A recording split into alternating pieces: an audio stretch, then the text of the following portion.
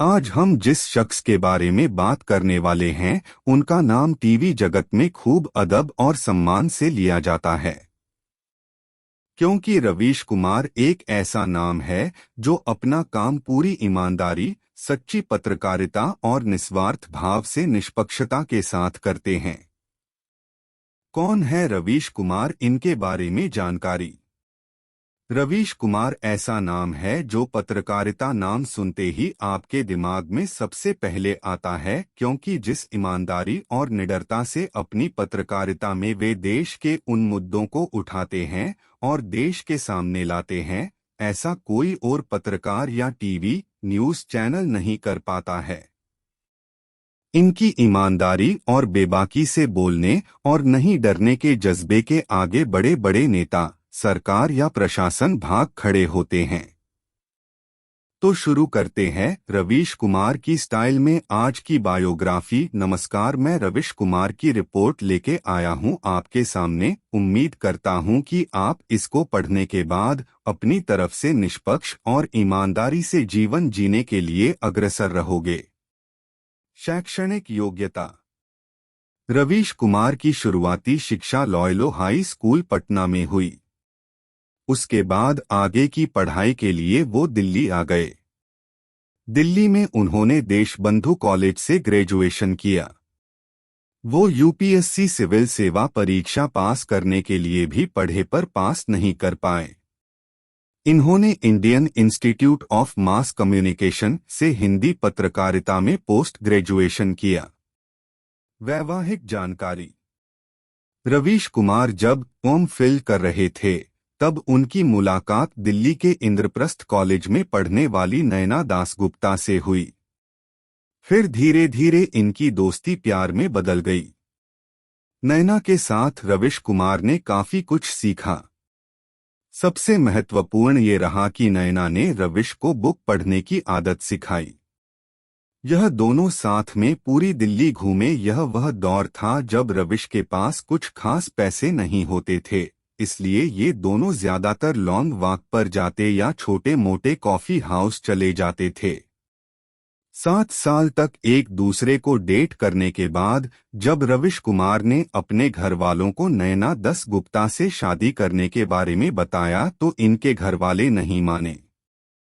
घर वालों की नाराजगी के बावजूद रवीश कुमार ने नैना से शादी कर ली। रवीश कुमार और नैना दासगुप्ता की आज 2 बेटियां हैं। नैना दासगुप्ता लेडी श्री राम कॉलेज में इतिहास की टीचर है। एक इंटरव्यू में रवीश ने कहा कि हर सफल इंसान की लाइफ में किसी का हाथ होता है। उनकी लाइफ में सफलता के पीछे वो अपनी पत्नी नैना दास का हाथ मानते हैं। रवीश कुमार का शानदार करियर। पत्रकारिता के क्षेत्र में ईमानदारी और निष्पक्षता से सामाजिक और राजनीतिक मुद्दों पर सवाल उठाना और लगातार गरीब और बेसहारा लोगों के जीवन को ऊंचा उठाने में लगे रहना इतना आसान तो नहीं रहा होगा। पर जिस तरह से रवीश कुमार के जबरदस्त शो रवीश की रिपोर्ट, प्राइम टाइम और हम लोग को देखते हैं तो लगता है कोई तो है जिसे देश के गरीब, बेसहारा, बेरोजगारों की चिंता है, जिसे हो रहे देश के राजनीतिक, सामाजिक, आर्थिक और जातिगत अन्याय नजर आते हैं। चलिए देखते हैं रवीश कुमार का सफर कैसे शुरू हुआ। रवीश कुमार 1996 में एनडीटीवी से जुड़े।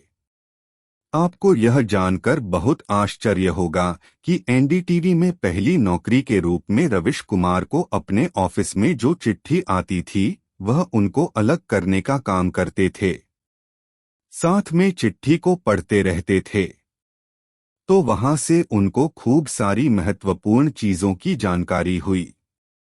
बाद में राजदीप सरदेसाई और प्रणय राय, जो कि उनके सीनियर थे, उन्होंने उनको पत्रकारिता करने की सलाह दी। वह कड़ी मेहनत और ईमानदारी के साथ इस काम के अंदर लगे रहे और वक्त के साथ अपनी कमियों में सुधार करते रहे और इसी के चलते निरंतर सुधार और मेहनत के जरिए रवीश कुमार एनडीटीवी के वरिष्ठ कार्यकारी संपादक बन गए। रवीश कुमार के एनडीटीवी प्राइम टाइम शो हम लोग रवीश की रिपोर्ट बहुत ही ज्यादा देखे जाने वाले शो है। एनडीटीवी इंडिया के साथ रवीश कुमार पिछले 20 साल से भी ज्यादा समय से जुड़े हुए हैं। आइए यह जानने की कोशिश करते हैं कि इतने लोकप्रिय क्यों हैं। जैसे ही हम इस सवाल का जवाब ढूंढते हैं और उनके किसी भी शो पर नजर डालते हैं तो पता चलता है कि वो जनता के हित के मुद्दे पर बात करते हैं। ऐसे मुद्दों पर बात करते हैं जहां बाकी पत्रकार सरकार या नेता या प्रशासन के डर से बात नहीं करते हैं। सरकार की गलतियों या कमियों को बड़े साहस और निडरता से जनता के सामने लाते हैं। उन मुद्दों की बात करते हैं जिनकी बात से देश में बदलाव आता है, जैसे कि बेरोजगारी, किसानों की समस्या, मीडिया का निष्पक्ष न होना, सामाजिक असमानता इत्यादि। कुमार किसी भी राजनैतिक पार्टी, नेता और सरकार के खिलाफ आवाज उठा देते हैं अगर वो जनता के साथ धोखा कर रहे हो, घोटाला कर रहे हो या जनता को सही मुद्दों से भटका रहे हो। क्योंकि रवीश कुमार एकदम से आम सरल भाषा का प्रयोग करते हैं। कोई बड़े कठिन शब्द प्रयोग नहीं करते। उनकी पत्रकारिता में बेहद सरल शब्द सुने जाते हैं, जैसे माँ बाबूजी, बाग बगीचे, चिड़िया, गरीबी, खेत खलिहान, जो कि आम आदमी को सीधे सरल तरीके से समझ आ जाते हैं। वह हमेशा गरीबों और जनता के हित से जुड़े हुए मुद्दों को उठाते हैं। इनके अलावा उन्होंने अपना एक ब्लॉग भी शुरू कर रखा है जिसका नाम है कस्बा। इनके अलावा इनके बोलने का देशी अंदाज, वो साधारण सा दिखने वाला चेहरा और आम लोगों के बीच वाली बोलचाल की भाषा का प्रयोग करना इनको आम जनता से जोड़ती है। सबसे महत्वपूर्ण है इनकी ईमानदारी, इनकी निडरता, साहस, जिसको देखकर हर आम आदमी इनके ऊपर विश्वास करता है। रवीश कुमार बड़े बड़े अवार्ड्स से सम्मानित हुए हैं। कुमार का करियर कितना शानदार रहा होगा, इस बात का अंदाजा आप इसी बात से लगा सकते हो कि उन्हें एशिया का नोबेल पुरस्कार कहे जाने वाले रमन मैग्सेसे अवार्ड से 2019 में सम्मानित किया गया। यह अवार्ड पत्रकारिता के क्षेत्र में आज तक भारत के सिर्फ 2 लोगों को मिला है। इस अवार्ड के अलावा रवीश कुमार को खूब सारे अवार्ड मिले हैं।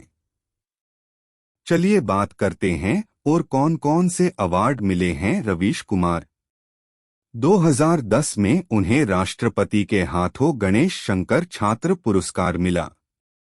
2013 और 2017 में पत्रकारिता के क्षेत्र में रामनाथ गोयनका पुरस्कार से सम्मानित किए गए। 2014 में भारतीय टेलीविजन द्वारा सर्वश्रेष्ठ टीवी एंकर का पुरस्कार मिला। पत्रकारिता में गौरी लंकेश का अवार्ड भी मिला। फिर 2017 में साहित्य के क्षेत्र में रवीश कुमार को गणेश शंकर विद्यार्थी पुरस्कार मिला। 2016 में द इंडियन एक्सप्रेस ने रवीश कुमार को 100 सबसे ज्यादा प्रभावशाली लोगों की लिस्ट में रखा।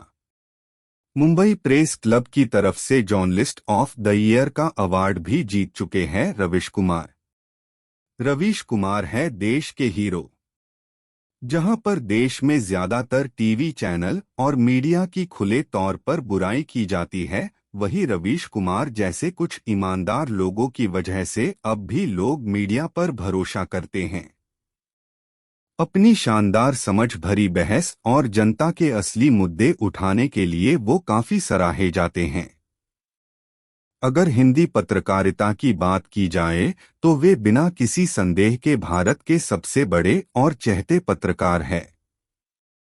रवीश कुमार को बहुत बार जान से मारने की धमकी भी मिल चुकी है, इसके बावजूद वे अपना काम ईमानदारी और निडरता से किए जा रहे हैं।